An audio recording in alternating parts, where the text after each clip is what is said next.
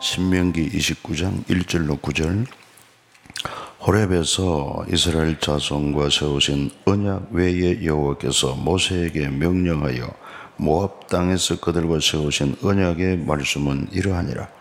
모세가 온 이스라엘을 소집하고 그들에게 이르되 여호와께서 애굽 땅에서 너희의 목전에 바로와 그의 모든 신하와 그의 온 땅에 행하신 모든 일을 너희가 보았나니 곧 그 큰 시험과 이적과 큰 기사를 네 눈으로 보았느니라. 그러나 깨닫는 마음과 보는 눈과 듣는 귀는 오늘 너희에게서 주지 아니하셨느니라. 주께서 40년 동안 너희를 광야에서 인도하게 하셨거니와 너희 몸에 옷이 낡아지지 아니하였고 너희 발에 신이 헤어지지 아니하였으며 너희에게 떡도 먹지 못하며 포도주나 독주를 마시지 못하게 하셨으면 주는 너희의 하나님 여호와의 신줄 알게 하려 하심이니라. 너희가 이곳에 올 때 헤스본 왕 시혼과 바산 왕 옥이 우리와 싸우러 나왔으므로 우리가 그들을 치고 그 땅을 차지하여 르벤과 갓과 므낫세 반 지파에게 기업으로 주었나니 그런즉 너희는 이 언약의 말씀을 지켜야 하라. 그리하면 너희가 하는 모든 일이 형통하리라. 아멘. 그래서 이제 신명기니까 다시 하나님이 주신 율법을 되풀이해서 가르치고 이제 모압 평지에서 언약을 맺는 것입니다. 그 언약의 내용이 바로 이제 11절부터 10절부터 나오는데 너희 수령, 너희 지파, 너희 장로들, 너희 지도자, 이스라엘 모든 남자, 너희 유아들과 너희의 아내와 및 진중에 있는 객과 너를 위하여 나무를 패는 자로부터 물 깃는 자까지 다 너희의 하나님 여호와 앞에 서 있는 것은 이제 서서 언약을 맺는 거죠. 네 하나님 여호와의 언약에 참여하며 또 네 하나님 여호와께서 오늘 네게 하시는 맹세에 대하여 참여하여 여호와께서 네게 말씀하신 대로 또 네 조상 아브라함과 이삭과 야곱에게 맹세하신 대로 오늘 너를 세워 자기 백성을 삼으시고 그는 친히 하나님이 되시려 함이니라. 14절 내가 이 언약과 맹세를 너희에게만 세우는 것이 아니라 오늘 우리 하나님 여호와 앞에서 우리와 함께 여기 서 있는 자와 오늘 우리와 함께 여기 서 있지 아니한 자에게까지이니 그랬습니다. 그래서 이 율법의 언약은 당시 사람만 아니라 그 후세 사람까지 다 포함된다는 것을 알 수가 있습니다. 자, 그래서 이제 마음에 잘 기억할 거, 좀 두려워할 말씀을 줍니다. 18절부터 21절까지 한번 읽어주시기 바랍니다.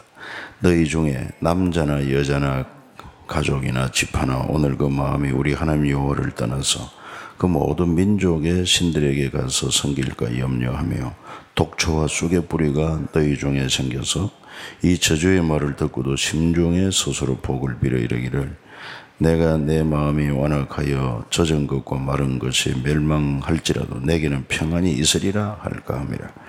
여호와는 이런 자를 사하지 않을 뿐 아니라 그 위에 여호와의 분노와 질투의 불을 부으시며 또 이 책에 기록된 모든 저주를 그에게 더하실 것이라. 여호와께서 그의 이름을 천하에서 지어버리시되 여호와께서 곧 이스라엘 모든 지파 중에서 그를 구별하시고 이 율법책에 기록된 모든 언약의 저주대로 그에게 화를 더하시리라.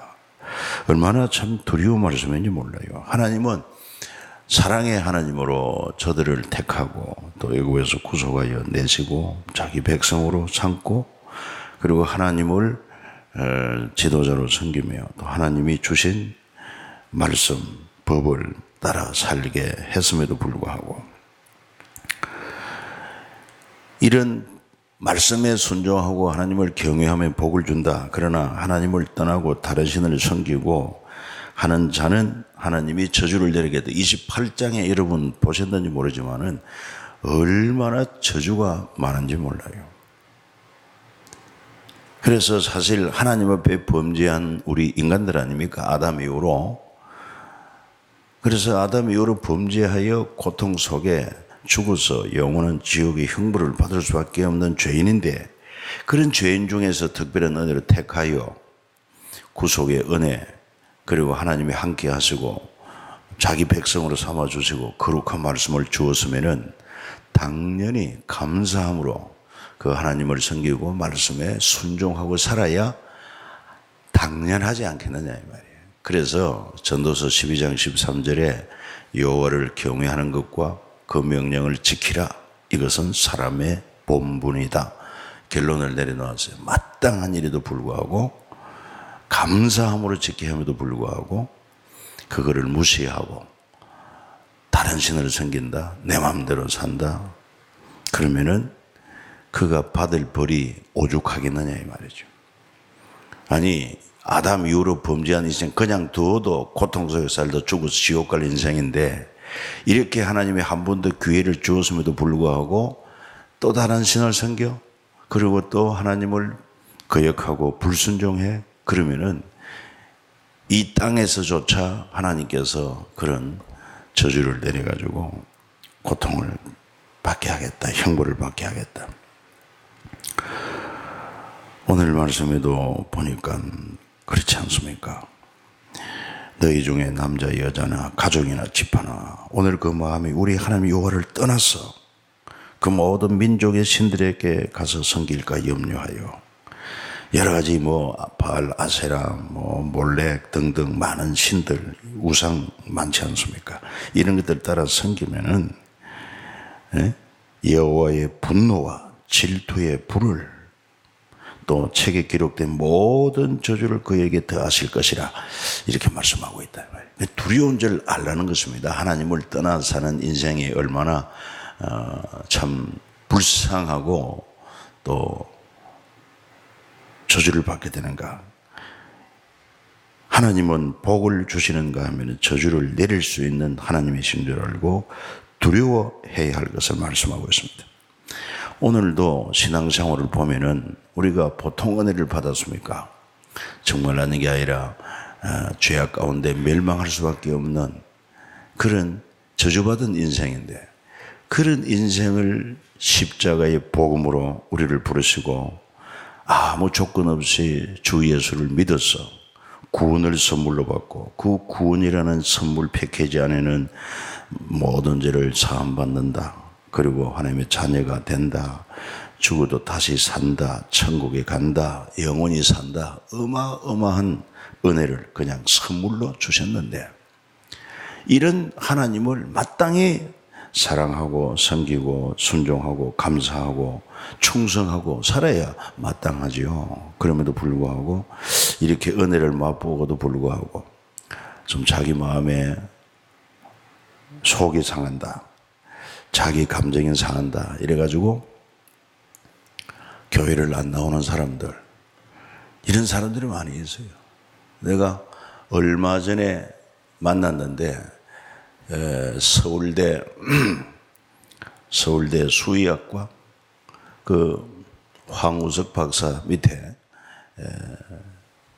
제자로 있으면서 그 분야에 상당히 근위자라고 합니다. 자기도 교회를 다녔대요. 지금은 안 다닌대요. 그러나 이제 남들이 물으면은 기독교에 가깝다 이런 얘기는 하는데 교회를 안 다녀. 근데 왜 안 다니느냐 했더니만 교회 받은 상처가 크다는 것입니다.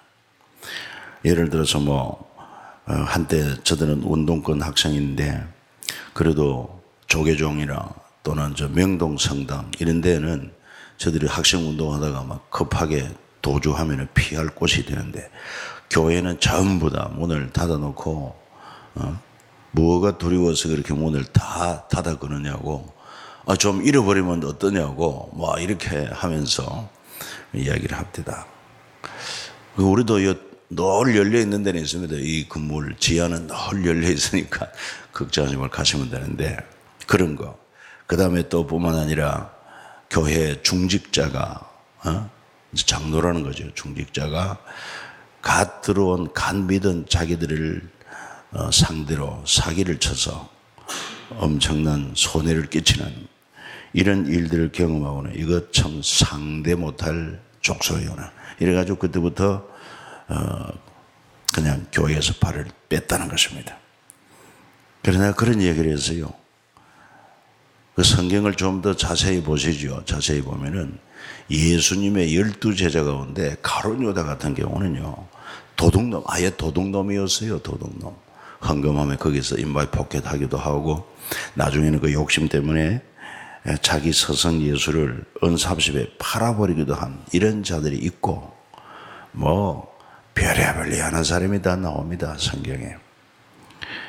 그러나 중요한 것은 예수가 잘못된 거 아니고 진리가 잘못된 거 아니고 우리의 문제가 아니냐, 사람의 문제가 아니냐. 그러면은 선생같이 아주 의식이 있고 이런 사람이 보란듯이 교회 안에서 자기가 먼저 본을 보이고 그리고 빛이 되고 소금이 되고 안에서 계획을 해서 진정한 예수를 발견하고 예수를 드러내는 예수의 제자가 되어야 되질 않느냐. 왜 당신은 그렇게 하지 않고 남들이 그렇게 되지 않는다고 해서 그냥 예수 교회를 떠나버릴 수 있느냐고. 그 말도 맞습니다. 그렇게 긍정을 합니다.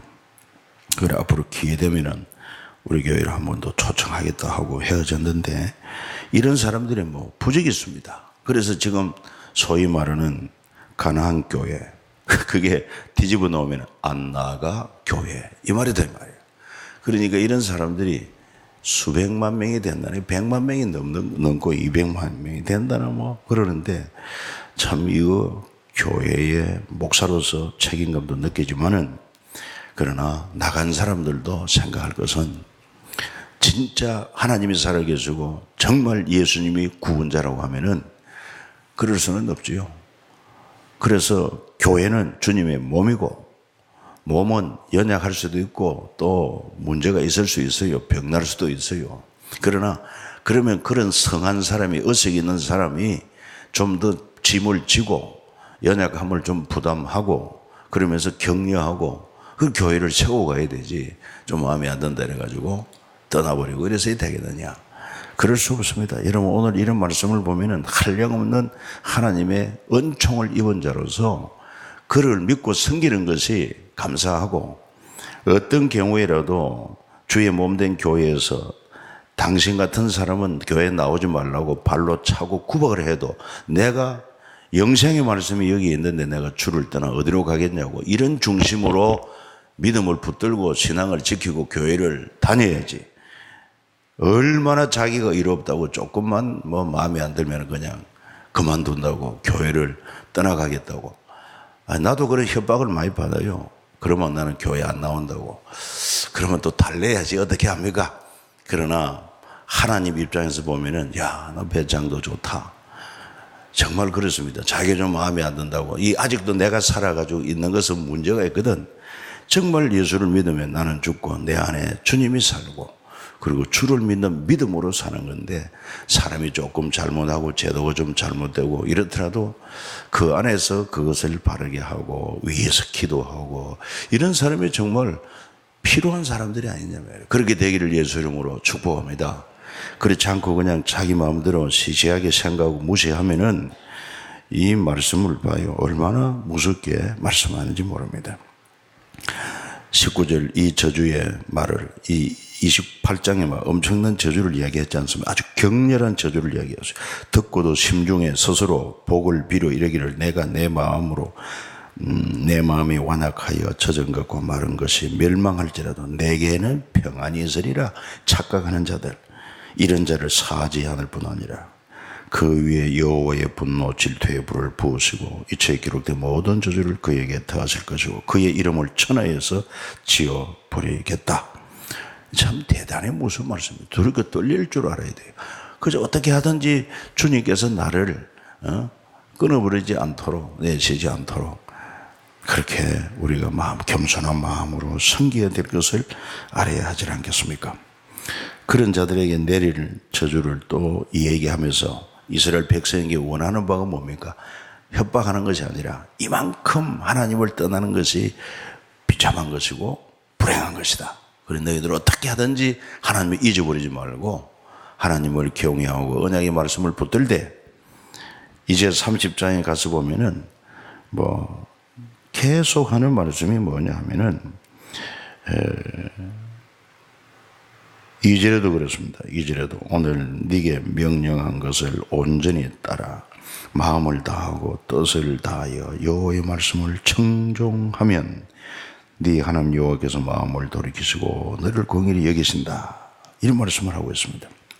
그러니까 이제 무슨 말이냐면은 너희들이 율법을 지키다가 때로는 또 인간인지라 하나님을 잠시 떠났더라도 불순종했더라도 그래서 너희가 하나님의 징계로 다른 이방인들에게 포로로 잡혀갔다 할지라도 거기서라도 복과 저주에 대한 말씀을 깨닫고 체험을 했다면은 그때라도 진실되게 회개하고 마음을 다하고 뜻을 다하여 여호와의 말씀을 청종하여 네 하나님 여호와께로 마음을 돌이킨다면은 하나님이 다시 긍휼히 여겨 주실 것이다. 그 말입니다.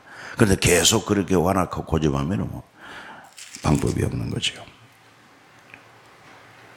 또 6절에 가도 보면은 네 하나님 여호와께서 네 마음과 네 자손의 마음에 할례를 베푸사 너로 마음을 다하며 뜻을 다하여 네 하나님 여호와를 사랑하게 하사 너로 생명을 얻게 하실 것이다.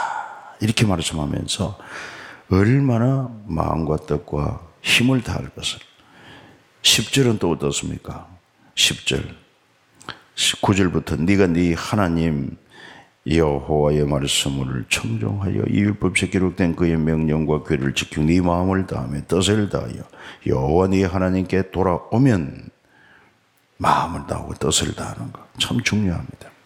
그렇게 할 때 여호와께서 네 하나님 여호와께서 네 손으로 하는 모든 일과 네 몸의 소생과 네 가축의 새끼 네 토지 소산을 많게 하시고 네게 복을 주시되 곧 여호와께서 네 조상들을 기뻐하신 같이 너를 다시 기뻐하사 네게 복을 주시리라 말씀하고 있습니다.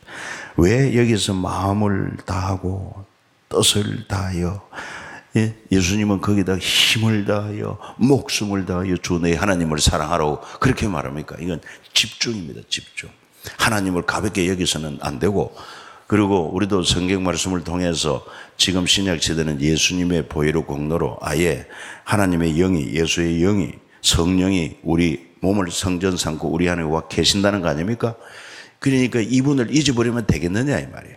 이분을 소홀히 여기서 되겠느냐 이 말이에요. 경외하라는 것입니다. 살아있는 인격체로 그분을 모시고 그분 말씀에 귀를 기울이고 그리고 그분을 기쁘시게 하며 그 안에 사는데 온 마음을 다하고 정말 집중하는 이런 신앙, 전적으로 하나님을 의지하는 신앙, 이런 신앙을 가지고 살아야 되지. 그냥 뭐 주일날 와서는 예배하고는 나가면 잊어버리고 또 마음대로 살고 또 그냥 죄악이 이끄는 대로 살고 그러다가 또 와서 아우 주여 오늘 죄를 한 주간 또 죄를 많이 지었습니다. 용서해 주십시오. 막 그냥 습관적으로 이 얘기하고 또 그냥 형식적으로 예배하고 또 그래 나가서 또 마음대로 살고 이건 아니라는 것입니다. 하나님을 섬기는 것이 아니라는 거예요. 믿음이 아니라는 것입니다. 우리가 깊이 한번 생각해 볼 필요가 있습니다. 자, 그러면서 하나님이 주신 이런 십계명을 비롯한 613가지의 이런 다 그 계명을 율법을 종류를 해야 하니까 613가지로 그랬어요. 그래서 11절에 뭐라고 합니까? 11절부터 14절. 내가 오늘 네게 명령한 이 명령 네게 어려운 것도 아니고 먼 것도 아니라 하늘에 있는 것이 아니니 네가 이르기를 누가 우리를 위하여 하늘에 올라가 그의 명령을 우리에게 가지고 와서 우리에게 들려 행하게 하려 할 것이 아니요 이것이 바다 밖에 있는 것이 아니니 네가 이르기를 누가 우리를 위하여 바다를 건너가서 그의 명령을 우리에게로 가지고 와서 우리에게 들려 행하게 하려 할 것도 아니라 14절 오직 그 말씀이 네게 매우 가까워서 네 입에 있으며 네 마음에 있은즉 네가 이를 행할 수 있느니라. 아멘. 그렇습니다. 하나님의 말씀이 전혀 어려운 게 아니죠. 그 말씀이 매우 가까워서 네 입에 있고 네 마음에 있다. 이 말이 무슨 말인지 아십니까?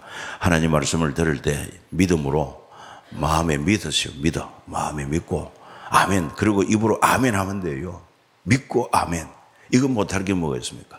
그러면은 정말 믿고 아멘 하면은 그 행할 수 있는 능력까지도 주께로부터 나온다는 것입니다. 그리고 15절부터 이제 한번 차분히 읽고 끝까지 마칩니다. 보라, 내가 오늘 생명과 복과 사망과 화를 네 앞에 두었나니 곧 내가 오늘 네게 명령하여 네 하나님 여호와를 사랑하고 그 모든 길로 행하며 그의 명령과 규례와 법대를 지키라 하는 것이라. 그리하면 네가 생존하며 번성할 것이요 또 네 하나님 여호와께서 네가 가서 차지할 땅에서 네게 복을 주실 것임이니라. 그러나 네가 만일 마음을 돌이켜 듣지 아니하고 유혹을 받아 다른 신들에게 절하고 그를 섬기면 내가 오늘 너희에게 선언하노니 너희가 반드시 망할 것이라. 너희가 요단을 건너가서 차지할 땅에서 너희 날이 길지 못할 것이니라. 내가 오늘 하늘과 땅을 불러 너희에게 증거를 삼노라. 내가 생명과 사망과 복과 저주를 네 앞에 두었은즉 너와 네 자손이 살기 위하여 생명을 택하고 네 하나님 여호와를 사랑하고 그의 말씀을 청종하며 또 그를 의지하라. 그는 네 생명이시요 네 장수시니 여호와께서 네 조상 아브라함과 이삭과 야곱에게 주리라고 맹세하신 땅에 네가 거주하리라. 아멘.